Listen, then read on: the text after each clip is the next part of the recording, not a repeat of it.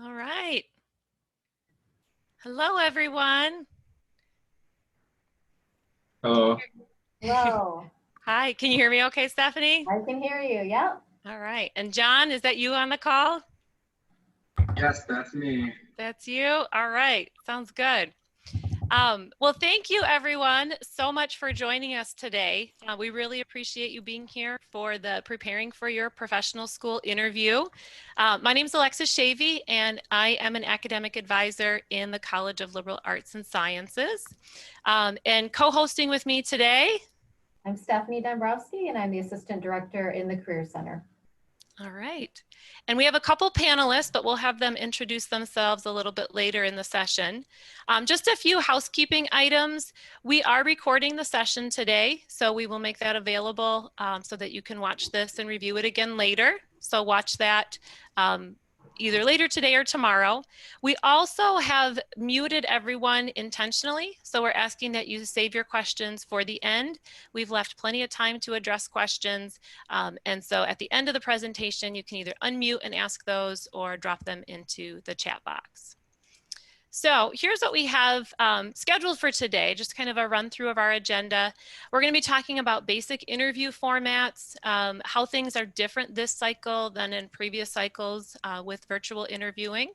We're going to talk about interview techniques and strategies. So really trying to build up the content that you're delivering and feeling confident with your answers that you're giving in an interview. Give you a chance to do a little bit of practicing because practice is the best way to prepare for an interview. And then, like I said, we're going to have a student panel. So our later half of the presentation is going to feature two of our students who went through the early assurance application last cycle, and they have some experience with the video interviewing, and then some time for question and answers. So with that, let's dive right in. We've got a lot of stuff planned today. So a couple of basics that you should be aware of. In terms of the interview format, I like to think of the interviews as falling into maybe these 4 different groups. The one-on-one interview, so that could be with maybe like a faculty or a staff member, maybe a medical school student or a professional school student. And you might just have one of these as part of your interview day, or maybe you have 2 or say 3 of the traditional interviews. These are nice because you have an opportunity to develop some rapport with the same person, and maybe it's a little bit more conversational. And you also have likely experienced something like this when interviewing for a job or something pertaining to school, maybe a scholarship. So that's maybe a kind of a bonus with that type of interview. Related, but quite different, is the panel interview. So the panel interview might be where you have multiple people interviewing you at one time. So that could be maybe a current student, a clinician, a faculty member, all kind of asking you questions and observing and taking notes on your responses. So a little bit more of the hot seat, and if you're not used to that, that can be stressful. Also, kind of in that same camp, I would put group interviews. So group interviews are where you might have other people who are interviewing for that same program, and they're interviewing with you. And those are challenging because you have to kind of balance making a solid first impression, as well as making sure your voice is heard, but not so overbearing and dominating the conversation as well.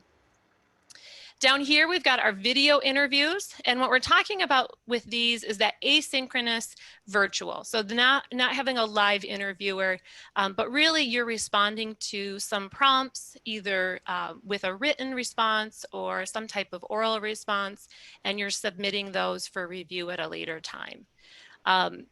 We've seen these are not new. We've definitely seen an increase of these for this particular cycle, but just wanted to give you some background on what some of those are and what you might encounter. So the AAMC has just introduced their virtual interview tool for admissions, and this is specific to medical schools. So if you're not going to if you're applying to medical schools, you should be familiar with this. But this consists of 6 3-minute recordings that you will submit. Another program or company product that you might be familiar with is Casper. They've been around for a while. The Casper test is made up of 12 sections, and those are responses that you're submitting to either a video-based or a word-based scenario, and you have 3 open-ended questions and responding to those within 5 minutes. So definitely timed, takes about 60 to 90 minutes to do those. Casper's also come out with a snapshot, which is new, much shorter, but those are 3 2-minute recordings that you would submit in advance. And then Kira Talent is another one that's been around. Those are responses that are pre-recorded by schools. So we see, like I said, more of these. You might have a combination of, say, 1 or maybe even multiple of the video interviews. And schools are determining how they are using these in their assessment. It might just be a way to get to know you, or they might be factoring some of your responses here for the admissions decisions. Technology is probably the most stressful part of this because if they can't hear your responses or technology crashes, that's probably the hardest part. And then the other piece that's probably my favorite, the multiple mini interview. This is that round robin style, short interview stations, really unique, especially to the med schools. But you might have with this type of setup where you are provided a prompt, maybe given a couple minutes to address that. You might have a role play, a collaborative station, a couple general traditional questions, and then you've got 5-6 minutes to go in, respond to those, and then leave the room or the chat room, whatever it is. These can be stressful because there's a lot going on, but the other benefit is when you leave one room and you move to the next room, it's a fresh start. So if you don't feel overly confident with how you performed in one room, you get a fresh start when you move to the next. Okay, so overall, all of the interview serves as a way to help kind of bring to life what you've put in on the application. So it's helping to sort of take the stories and the experiences that you've written on the application and helping schools start to see those personal attributes and help to see them come alive. What I put on screen here is from Casper. I think it's a nice way to look at kind of overall personal attributes or themes. And these can help you with some of your preparation if you start to think about things that you've done or traits that you have that fall into these different categories. So I just want to make sure that you're not forgetting the overall purpose of the interview as you're preparing. The other thing is if you're a med student, make sure you're familiar with AAMC's competencies for entering medical students. That is ultimately what our med schools are going to be looking for too, as well as fit with their individual missions. Something else to think about in terms of interview, if you're familiar with the terms blind interview, open interview, partially blind, it's important to know that the people you're interacting with at your interview may not know everything about you. Just because you submitted the application, it doesn't mean that they've seen your test scores or your GPA. So somebody who hasn't seen your file would be what we call a blind interview. They're just assessing the person that you're presenting in that interview room. Open interview is somebody who has complete access to everything. They've seen your file, your test scores, your virtual interviews, and as well as they're interacting with you the day of. And then partially blind is some things may be held. They don't see it's common to maybe have them see your personal statement and your experiences, but maybe they're holding back on the academic metrics. Okay. And then just a few other things with the virtual format. We're definitely seeing a sort of an increase of virtual things because of COVID. Casper and Kira Talent and some of those other things existed before, but what we're really hearing from professional schools is that this virtual format might be here to stay because it's really opened up a lot of access where normally applicants are paying money to travel to schools. They are taking time off of work and time off of school. And it's also costly for the med schools in terms of resources and coordinating and having, you know, faculty and volunteers and everybody to help with the admissions interview day. So there's really something to this. I think if you're applying, you find yourself applying in a future cycle, this might be around. So we're gonna just kind of see what happens. But that's a little bit of what we're kind of hearing behind the scenes. A few key things for virtual interview preparation. We've got some resources that we will share at the end, but it's really important. Some of these things, the logistical preparation. You're still going to do the same preparation you would in terms of content with the interview questions, but there's extra things that you have to think about. Where are you going to interview? What does your on-camera presence look like? What kind of technology are you going to use? So just a few things to talk about here. In terms of location, you want to make sure that you're getting a quiet place without distractions. If you've got roommates, family, pets, you want to make sure that those things are contained. Family members know that you're interviewing, so don't come running in the basement. You want to turn off your phone, you want to turn off email, extra tabs, all the things that can kind of distract you from the interview.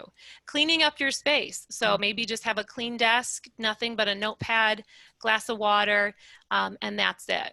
Thinking about your on-camera presence, think about the lighting. So the time of the day, you know, is it morning and you've got sunlight that's going to come blaring in?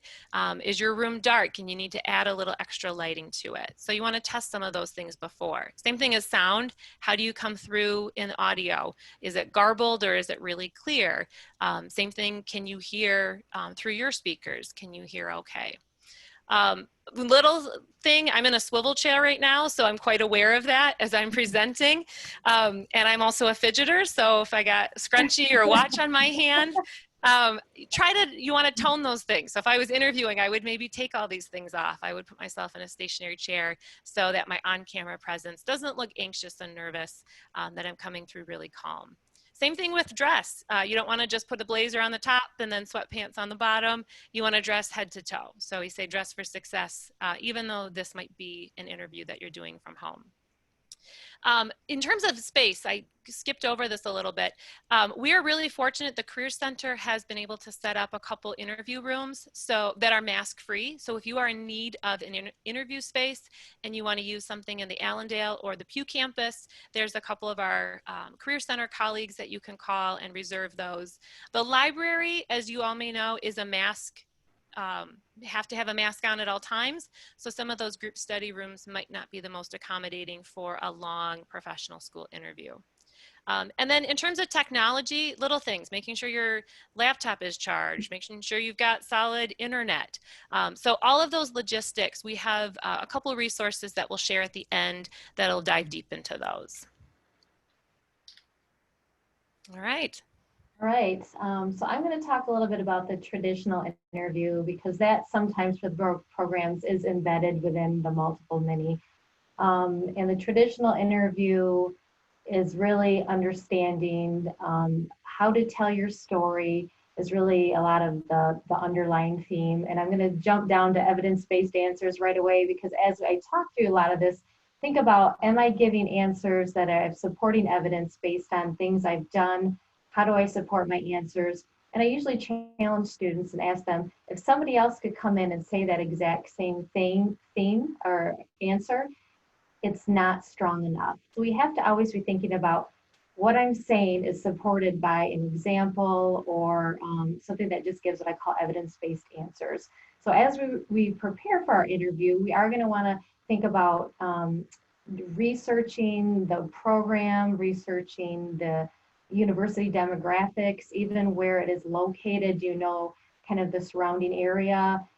Researching even, let's say you're trying to get into a PT program or a speech program, sometimes going to those professional websites as well to see what some themes are, because you may get asked a question that says, discuss a topic related to the field of physical therapy or speech pathology or med school. So you just want to have a little bit of research done, not just on the university and the program, but also the field that you're going into. And again, there's usually professional websites for all of those areas. So just kind of be aware, so do a little research.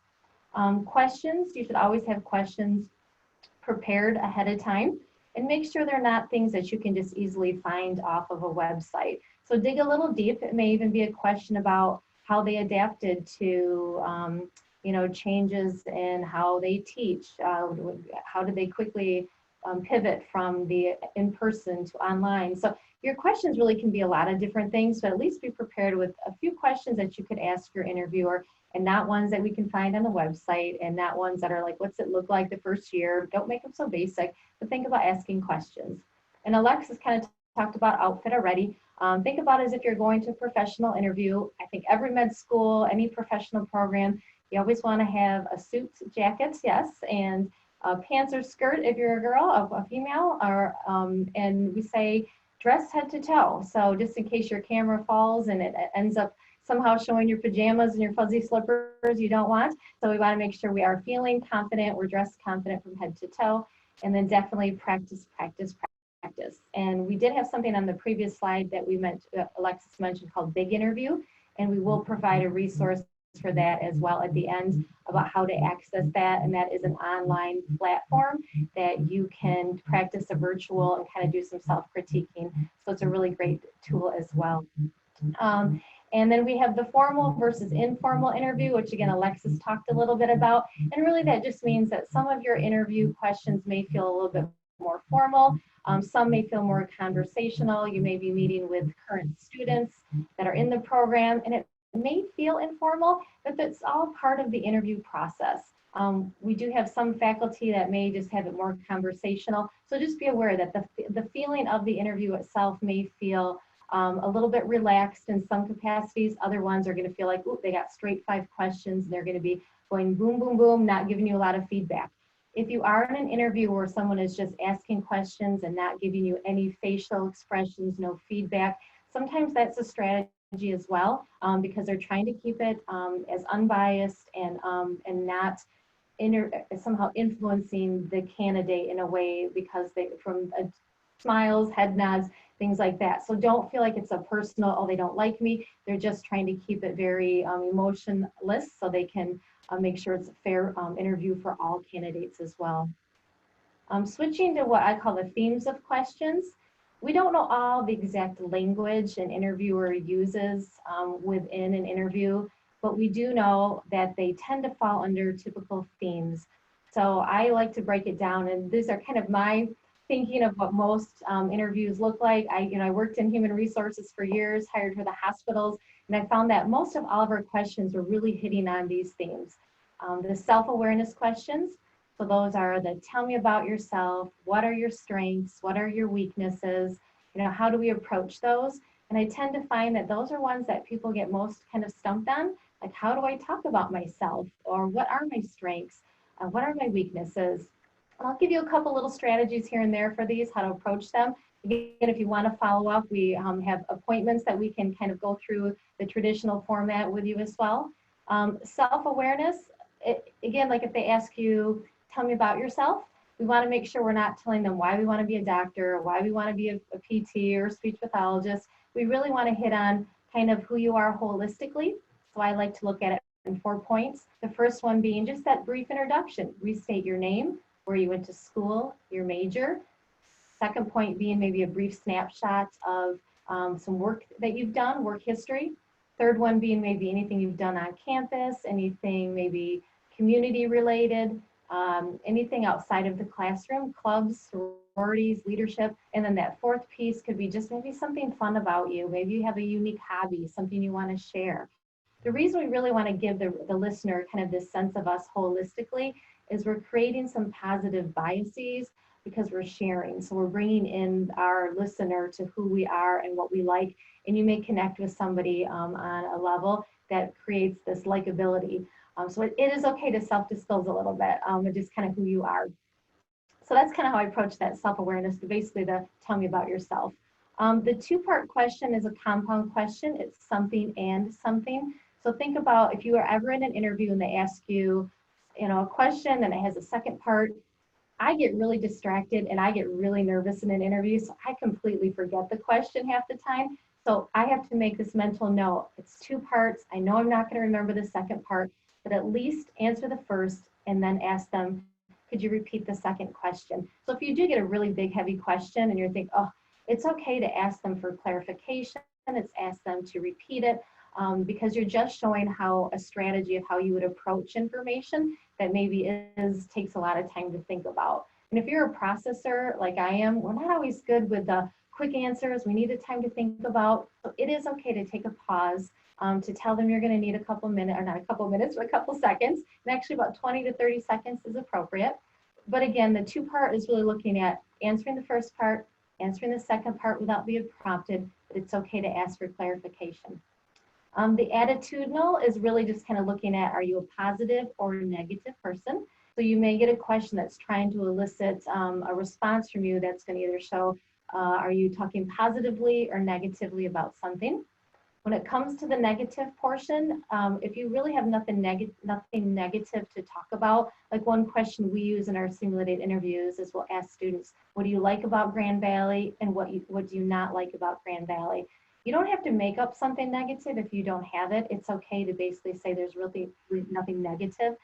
We are just gauging how your attitude is. So sometimes you will get a question that is trying to pull on that positive versus negative. If you do go to the negative side, I would say try to find a little humor in it so it doesn't look like all doom and gloom. So maybe you have something funny you can add to the negative. Or if you feel very strongly in a negative response, talk about how maybe you would have what your strategy would be to maybe overcome it, but just maybe something you would do to make it better. So it's still looking positive on your negative response. Uncommon questions.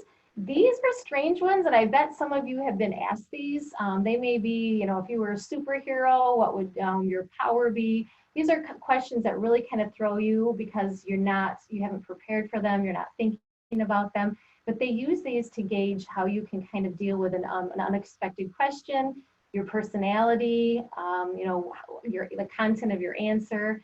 I have a lot of the therapy related grad programs will ask a student, the question will be, you have 2 minutes to teach me something, now do it. And so that's an uncommon question. It's not something that's about us. It's showing how maybe we could communicate. It's showing again how we can deal with a little pressure. So don't be surprised if you are asked kind of that uncommon question. Technical and skill-based questions, I don't find they're used as much within a professional school interview or a graduate school. They're more for a job interview. They want something that demonstrates a knowledge base. So those where I'm just going over because it is a theme, but it's probably one that you will not encounter. The MMI or scenario based, as Alexis mentioned a little bit, is you're given a situation. You typically have 2 minutes to read the prompt and 5 minutes, 6 minutes, or 7 minutes to answer that scenario. I would say keep in mind that sometimes you're not given a whole complete picture in that scenario. So as you're answering the question, we always usually say restate the scenario and then how you would approach it. And just keep in mind, there's information you don't know, so you can bring that into your answer.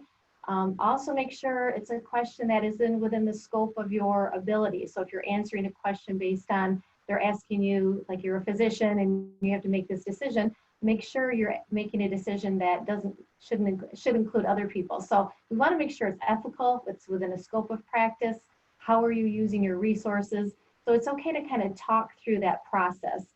Many times students want to just answer the scenario real quick, when really they're not always looking for an answer. They're looking at how you go about thinking and solving and bringing in resources to come up with a solution. So kind of keep that in mind as well. But luckily we have coming up, Alexis, when are our dates for the MMI practice that are coming up? Yeah, our first one is September 22nd, which is full. And then we also have dates for September 30, October 1, and October 5th. So we will make sure that link is shared at the end. Perfect. And then the last one I want to talk about is behavioral-based questions. And those are heavily used as well. And those are different than the scenario-based, in that the behavioral-based is something that you have already done. It's a situation that you've done in the past, and they use this as a way to kind of gauge your behavior in the future. So we say past behavior is an indicator of future behavior. So I'm sure, again, some of you have been asked these. They usually sound like, tell me a time, give me an example. They want a story. So if you're sitting in that interview and you get asked a question that sounds like, oh, they want kind of like a story from me, that's really what they're looking for. And they're looking again at your behavior. And we have a strategy that we use that I will go over about how to approach those, because they can be intimidating. You may be asked a question such as, give me an example of a time you had to make a difficult decision. and you're thinking, oh gosh, I don't have a lot of time to think about this. So we're going to give you some strategies and a chance to practice because behavioral-based questions are used quite often. And I don't know if anybody's heard of this. We call it the STAR methodology or the STAR. It is our strategy for helping you answer those questions. Again, like I said, my mind is a processor. I need time to think. So I do struggle, even though I say I teach it and I preach it and I talk about it, it's still strategy I have to go to quite often if I have to answer a behavioral-based question. So if you are asked a question such as the one I just mentioned, give me an example of a time you had to make a difficult decision. You think about, what is my situation or task? To me, that's just your story. So when you answer a question, you want to set the stage with your story. You want to give your listener a lot of information about what that story looked like or that situation. You don't want to just jump into it without giving them some details about what that looked like. Maybe where were you working? What was the day like? What was expected of you? So we want to give a lot of front-loaded information to set the stage for the story. The A is an action. What was your specific role in that story? So load it heavy. Let them know if it was a process you were doing it. Let them know the people you were engaging with. We want to load it heavy because they're looking at behavior. So if we skate through this real quickly, the listener is not getting a good sense of what you did and how you broke down that story and what your role was. The result basically is that what happened based on your action, what was the outcome? And then really the key to a behavioral-based question is reflection. It's the ability to step back from the story that you just told and let them know what you learned from it, what you gained from it. Many times it's more than just what the initial question was, because we have to go through a process. Maybe you learned how to prioritize or to communicate or to break down a concept.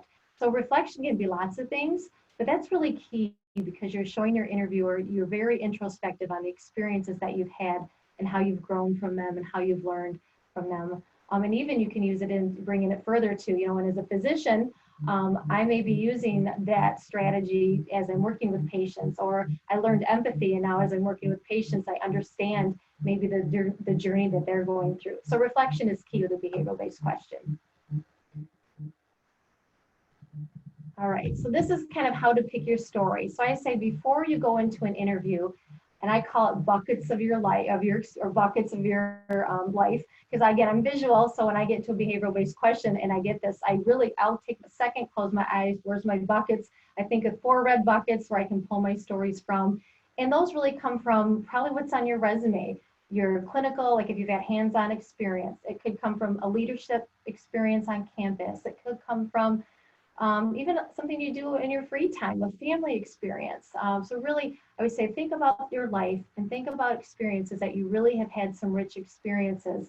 And then go back to what Alexis talked about earlier, kind of those competencies, because typically that's what they're going to be hitting on.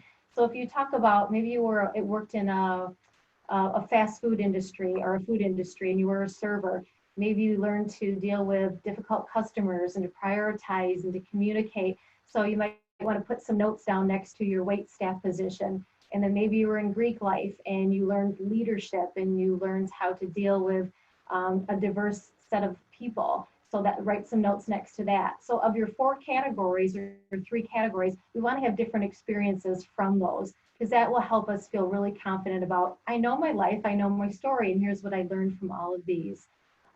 So that's kind of in a nutshell how you start preparing to pick your stories. But it does take some prep. So take your resume, write down next to each of those, what are some of those competencies that I gained from each of those experiences.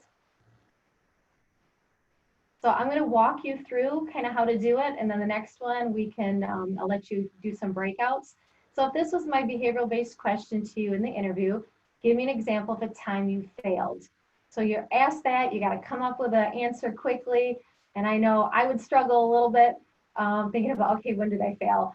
And failure doesn't have to be detrimental. It could be something that maybe it was a process that didn't work out, that you had to retry it. So it doesn't have to be a life-altering failure. It could just be something that you had to try something a different way. So right now, maybe write down, so think of the S and the T, it's just your story.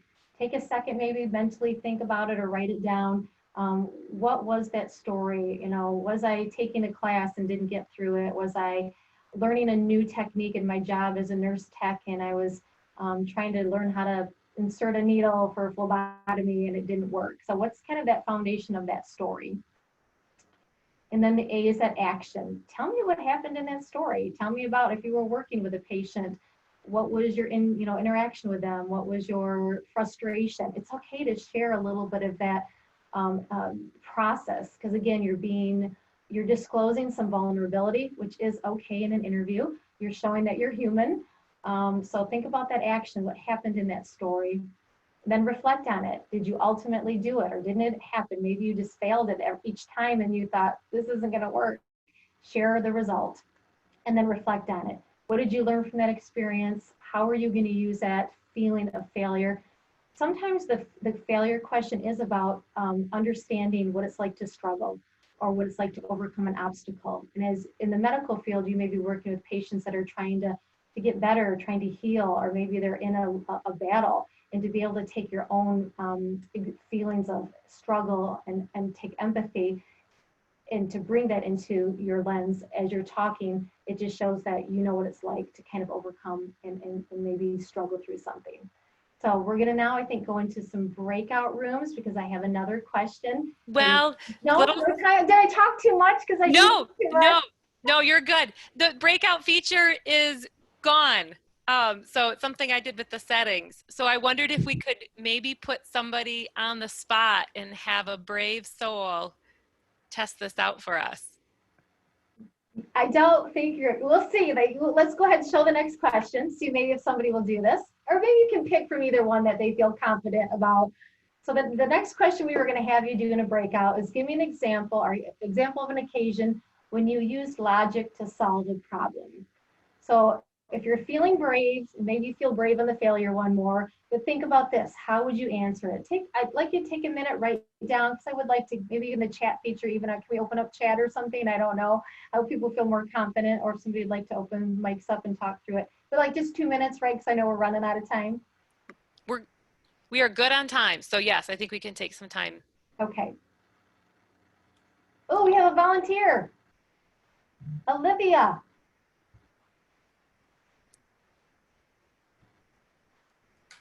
So how do we get, because she just unmute herself? Yep, go ahead and unmute yourself, Olivia. Okay, I don't know if you guys can hear me because my internet connection is... You're good. Okay, perfect. So I can give an example of a time that I have failed. And I've been practicing these questions, but I haven't been using the STAR method. So is it okay if I just kind of do it how I would normally answer? Definitely. Okay, so I am a member of the varsity soccer team at Grand Valley State University. And during my first year, I was super successful. I started in every game, and we ended up going all the way to the national final. And we lost. And so that was kind of our first failure. And then the next year, I was starting and playing again, and I ended up losing my starting spot to another player. And that was a super, super difficult experience for me because I've been a starter all of my life, and having to learn to have a new role on my team and not be that go-to person was a huge challenge for me. But I think I really learned a lot about myself and about how you don't always have to be the loudest one and the number one leader and the number one go-to person to really make an impact on a group. And I think it has helped me as a leader have a greater appreciation for maybe some of the smaller roles that people may have around me, and just learning to recognize those people in those smaller roles. And so, yeah, I failed in some ways because I wasn't a starter, but I'm so grateful for that experience and the challenges that I faced because of it and the things I learned. Awesome. And you didn't use, I mean, for the most part, you went through kind of what happened, a little bit of the reflection, but for me, you hit on that key part is that the reflection is key. You were able to really hit home and put it into terms that your takeaway. So again, this is a tool or a strategy for helping the thought process, but obviously if you don't have to follow it exactly. Your interviewer typically doesn't know the STAR methodology, so I think you nailed it perfectly, because again, I want to just kind of really hear that reflection piece as well. So thank you for sharing, I appreciate it. Okay. All right. Well, I'm going to say let's move to the second half, and we can kind of see how our panelists have maybe used some of these techniques to prepare for the interviews, and they can also speak to what they actually saw during the interview process. So just to let everybody know, when you apply an interview at a professional school, you do sign an agreement that you are not going to share certain aspects of the day, specifically what questions, what role play scenarios, what team scenarios you encounter. So we can't ask John or Robert to share the specifics, but they can talk in generalities, and we can definitely learn from their experience. So Robert and John, are you unmuted? Yes. Yes. All right. So I'm going to ask each of you to introduce yourself. Name what your major is or was at Grand Valley, where you interviewed, and where you're going next year. Sounds good. My name's John. I graduated from Grand Valley in April last year. I guess like a few months ago, so not like year, but I was a biomedical science major, and I interviewed with Central Michigan University, their med school, as well as Michigan State's MD and DO program. And next fall, I'll be going to Michigan State's College of Human Medicine. I'm Robbie Davisky. I was also a BMS major. I interviewed through the early assurance program. I interviewed with Central Michigan and Michigan State, and I'll be attending Michigan State College of Human Medicine as well. All right. Spartans represent. All right. So tell us a little bit about how you prepared for your first interview and what that first interview was like. My first interview was with Central. So I prepared where to drive, where I was going to stay, and where the building was. And then the next day it was like, we're canceling these interviews. We'll get back to you with what we're going to do next. So I assume like everything that happened with COVID, that kind of really threw a wrench in things. But once I figured everything was going to be online, I think preparing was a lot less stressful because I realized I could have papers in front of me and I wasn't going to have to memorize a lot of stuff. And it was a lot more easygoing, I would say, in that regard. So I basically just had my resume and my applications that I used and reviewed those and kind of just took it easy, realizing that I have everything I need in front of me. It's just the interview that I have now. Yeah, I would say the same. My first interview was also Central.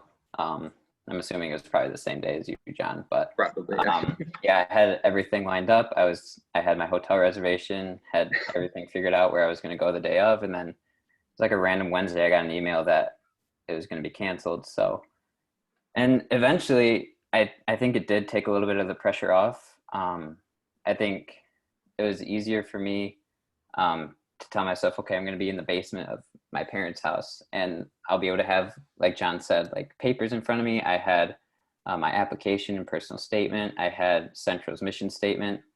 But I also practiced a lot with the STAR method that you guys were talking about. I went to the Career Center. They have a lot of good practice interview resources.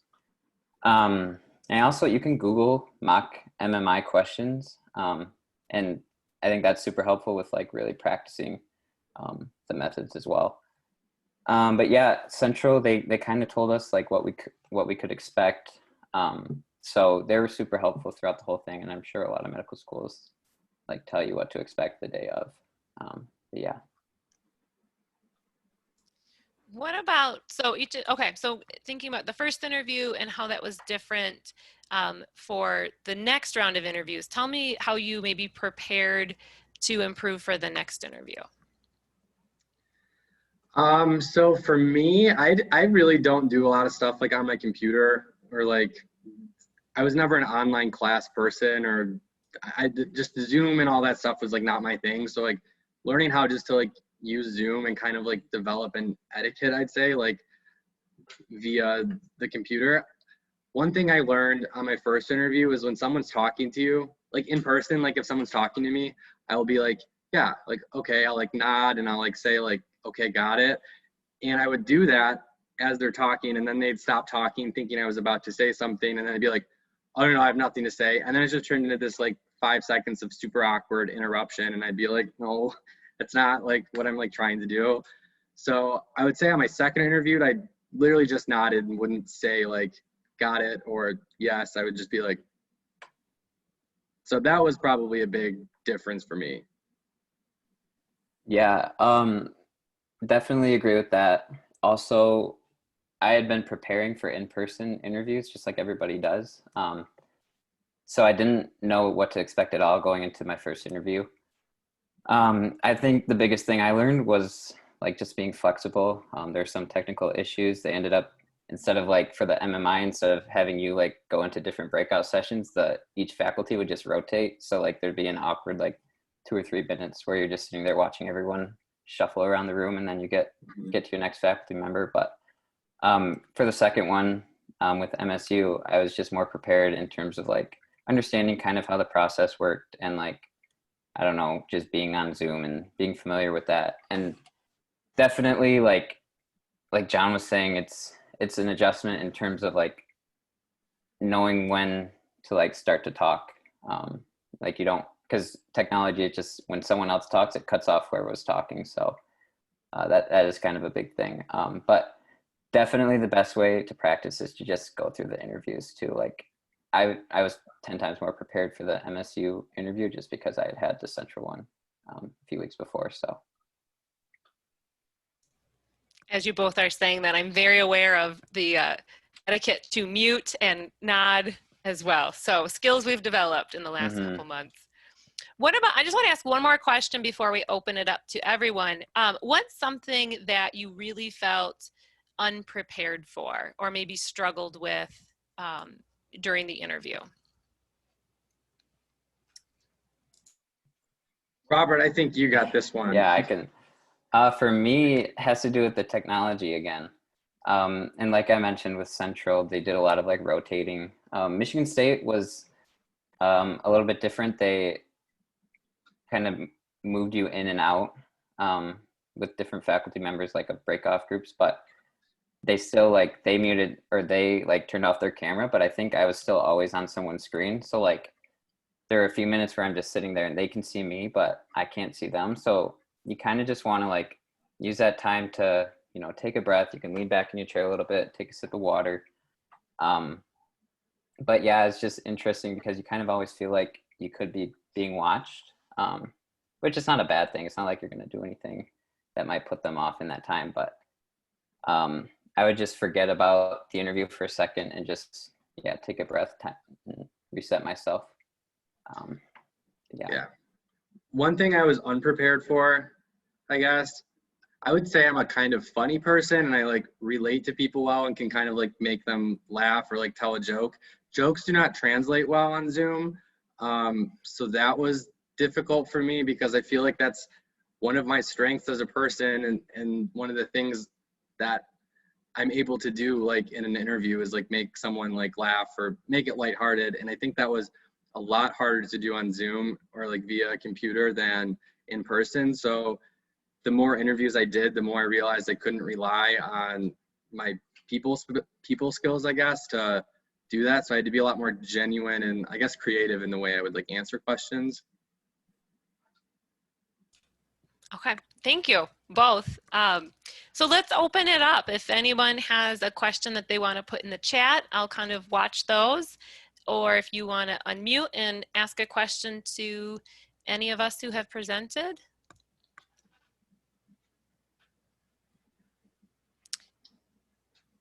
Question here is, do they tell you if the interview is blind? So John and Robbie, what did you experience? Yes, I think.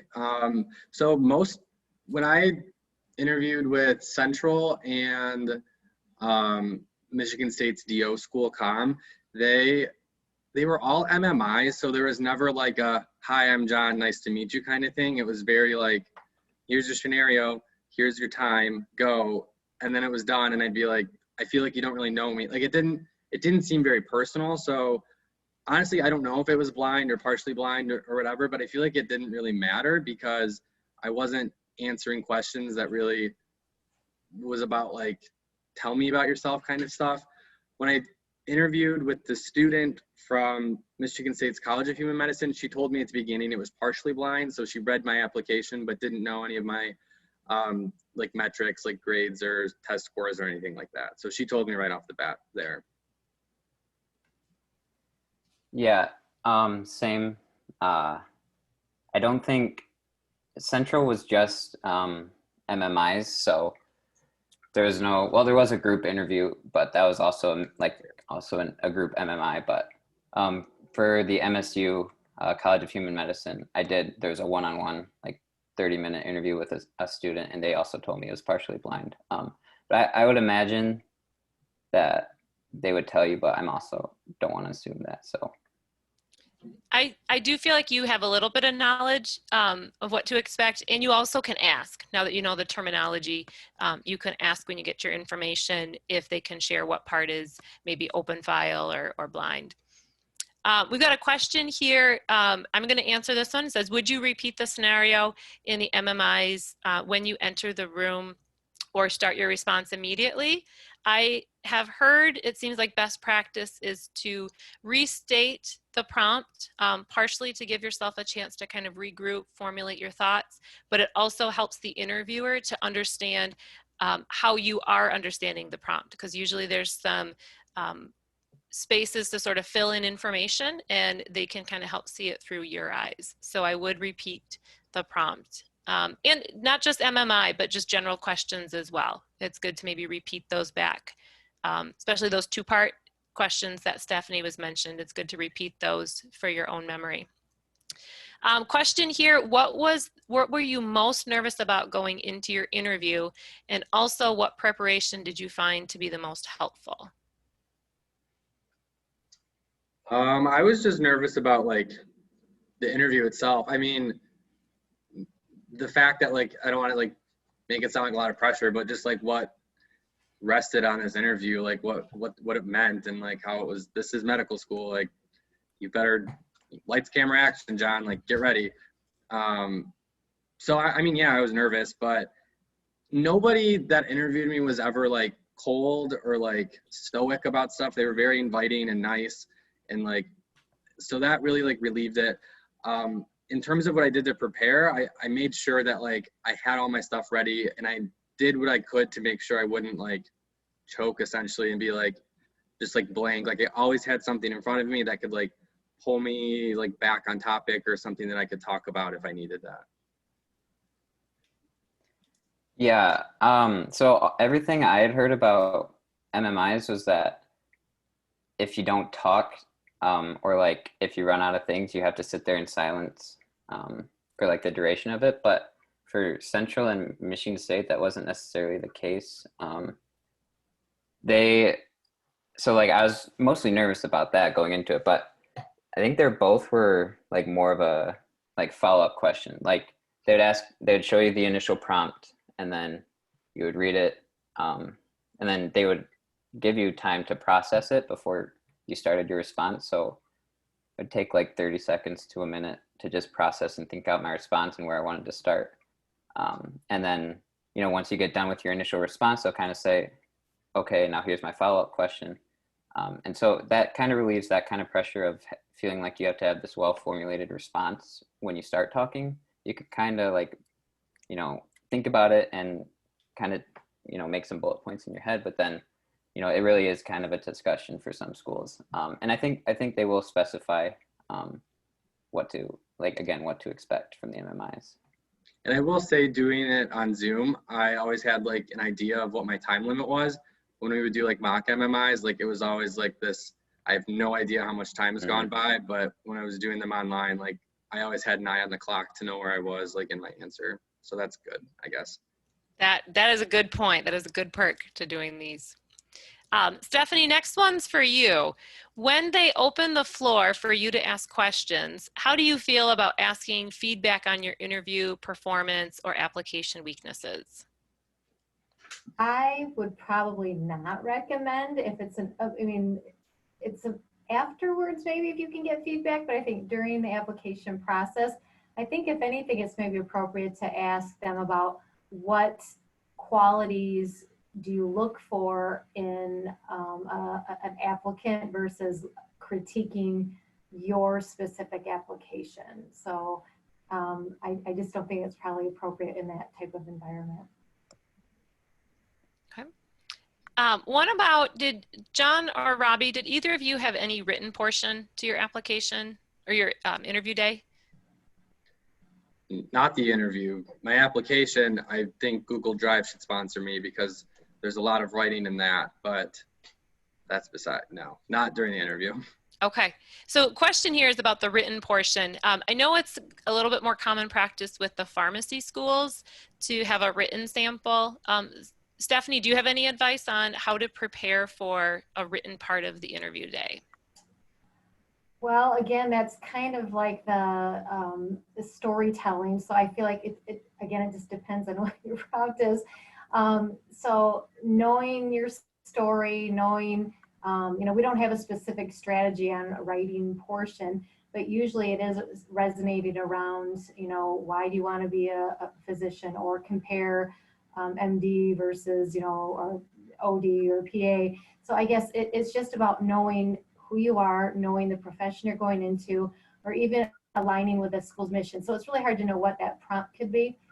So preparation really is just, if you're confident in those areas, other than maybe the writing center, I don't know, Alexis maybe has more, I guess you have to gauge your own personal writing strengths. If you are somebody that struggles with writing, maybe work with a writing center to, to identify ways to quickly formulate a prompt. Otherwise, I guess I don't have a whole Sure. lot because we don't do that piece of it so much. But The only piece that I would add, for one, that you have submitted, your application is written. So, feel a little confident that they like your writing style. They like who you've presented up to this point. It's just really getting comfortable with responding to a writing sample in a timed format. And because there are things like Casper, the traditional test is all 12 written prompts. So 3 open-ended answers, and there you've got 5 minutes. So even doing something like that, it might be a little bit of a cost, but that would be great preparation too. Question here is if you can speak to, so this is for John and Robbie, what were maybe the group interview, did you have any group interview portion, and what was that like virtually? Strange. I mean, it was like all the other MMIs. I don't know if Robert would agree or disagree, just multiple people in on it. Again, it kind of goes back to what I was saying. It was complicated because it's hard to have a collaborative discussion when it sounds like you're cutting someone off, but you're really not. And it's I don't want to come across as being rude, but I have something to say kind of thing. So it's just different. I made sure everyone had chances to speak. I think if you have the opportunity to kind of be a leader in it and be hey, Alexis or Robert, do you have anything you want to add? And maybe that, but it's definitely weird via Zoom. Yeah, for sure. The biggest thing is, again, making sure everyone gets a chance to say at least one thing.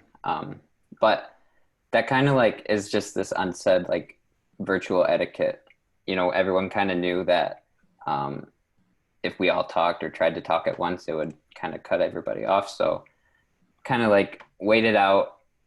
You can step up and be that leader initially and say okay, anybody have any initial thoughts? And then that kind of stamps you as someone willing to, get things organized. But yeah, it's kind of interesting because sometimes they'll give you a prompt where you have to work together with your group and figure something out, and the person might just be observing you guys. So it's a cool way to kind of show how you work with each other, and how you can bounce ideas off one another. We've got a couple questions pertaining to dental schools. One is, I'll answer the first one. Difference between DMD versus a DDS program, and if a school would ever ask while you're applying to one or the other. I have asked that same exact question of dental schools. What is the difference? And really what I have found is that the difference might just be perception of the community that the school is in. So for instance, I've heard that maybe Midwest prefers DDS, and some of the schools on the West Coast, DMD might be viewed as maybe the higher credential. Really, and I've asked dental schools if they could weigh in on that. So I don't think you're going to get that question. And in terms of where you're looking to apply, there really shouldn't be any differences. Same type of opportunities available with both. There's a question here, is there anything that might be more pertaining to dental students and what they might encounter in an interview? Specifically manual dexterity, I think that's a good one that's in the application. So yeah, you might be prepared. Generally speaking, I've heard the questions are going to be very much the same. So think about those same competencies and overall themes. Dental schools are looking for the same things in terms of a provider. So your scenarios, your ethical scenarios, your situational judgment tests, MMIs, they might just be more dental specific. I don't know if there's anything you want to add to that, Stephanie. I don't. I feel like we're really looking at more personal characteristics and qualities and how we approach things versus maybe more of the technical components. But I don't know. I mean, with a dental program, I don't know. Okay. Yeah, and then I'll answer the, should we send handwritten thank you cards or email them? I do tend to find that for most programs, it's not an expected practice as it would be in for a job. I know I have some programs that when we're working like with our nursing school, they're like, yeah, don't tell students we don't want 200 thank you cards. That being said, if you really feel compelled to send the thank you card or a email, I don't think it hurts, but it definitely is not something that is considered a common practice. I don't know, Rob or John, if you did a thank you card, maybe you did. I don't think it's a bad practice, but I think for the most part, medical schools and dental schools aren't really expecting that. But again, I'll let you guys talk about what your practice you did. I sent thank you emails. Some replied, some didn't. Yeah, I feel like it doesn't hurt. It doesn't hurt. Yeah. I don't think, because they're interviewing hundreds of of people, but it doesn't hurt. But it may not put you up on the hierarchy of applicants that they're accepting because of that. So in a job, yes, always, but I think it is a little bit different for professional programs. I have one thing to add. If you are thinking about like wanting to send thank you emails, during your virtual interview day, maybe have a pad of paper next to you to write down like the names of your interviewees, just so you can go back and find that contact information easier. Yeah. It's a great tip. And again, a perk of doing these at home Yeah. or from your own space. Well, I'm looking, I would say we don't have any more questions coming in the chat. I'll keep an eye on it. I wonder if, as we kind of wrap up here, John and Robbie, do you want to give maybe one piece of advice that you would share? Final words of wisdom? I mean, I just think be genuine. Like Alexis, you said it earlier, they already have your application. Like they want to talk to you. You're liked up until this point. Like, so just be honest. It's not really like a competition or like a look at me like I'm the best. It's just enjoy it. And I also felt like, do I like these doctors that I'm talking to? Like, do I see them as like my professors? And I will say at some schools more than other, I was kind of like, I would rather have you as my professor than this person. Like, and that kind of helped me like solidify like, yes, this is my school, this isn't. And I was scared of that earlier because when we were at one point going to be like in person, I was looking forward to like actually going to Central Michigan University. I've never been there before, but like I was excited to like go and see what their medical school is like. And we didn't get that opportunity. So this Zoom was like how I was going to kind of gauge whether or not it would be a good fit for me at that school. So keep that in mind too as you're moving through your interviews, I would say. Yeah, I would say, especially when you are answering these behavioral based questions and like using the STAR method, I always tried to like end each kind of thought that I had with like relating my response back to being a doctor, like, you know, reflecting on your response, or if they ask you like an ethical question, like relating that ethical question, no matter what it's about, back to, you know, a scenario you might be in as a physician or as a dentist, or, you know, whatever professional school that you're going for, because that, I think that'll really show them that the way that you think is thinking like a doctor or like a dentist, or, you know, whatever you're going for. And I think that, I feel like they really value that. So that's something that was an advice from a nursing student, one of my friends, and because that's what, you know, all the advisors at the Career Center say, like, just relate it back to the thing that you're interviewing for. So that's something I try to do a lot. I think that is a great piece of advice to end on. It should be very clear why you want that specific profession, and they shouldn't be left wondering, well, it could be any profession in healthcare, but why specifically what you're applying for. So there's one more question that came in, and it ties right into our preparation resources. Where should I be looking, into the camera or into their faces? Into the camera, which then translate as into their faces. So if you can try to move around the Zoom video so that you can see them, but also be looking into the camera. Again, that's why some of that practicing helps, so that you feel more confident with those. A few resources here, specifically AAMC has a guide for virtual interviewing. ADA, the American Dental, they have a virtual interview do's and don'ts. So some of those unique things with virtual etiquette is going to be really helpful there. John and Robbie, you didn't necessarily have those things when this was flipping, because nobody knew that this was going to be happening. So there's more resources now than there were a few months ago. Again, I wanted to talk about this big interview that Stephanie mentioned earlier. I've tried it just to get a little bit of practice with it too. It's great. It throws questions at you, so you can get that sense of question that I'm not necessarily know that's coming my way, and how is that going to look on camera, and you can record yourself and go back, and you can do it as many times as you need to. Yeah, I love it because it is the ability to kind of self-critique, even look at your background, look at how you're spinning in your chair, which I've been doing.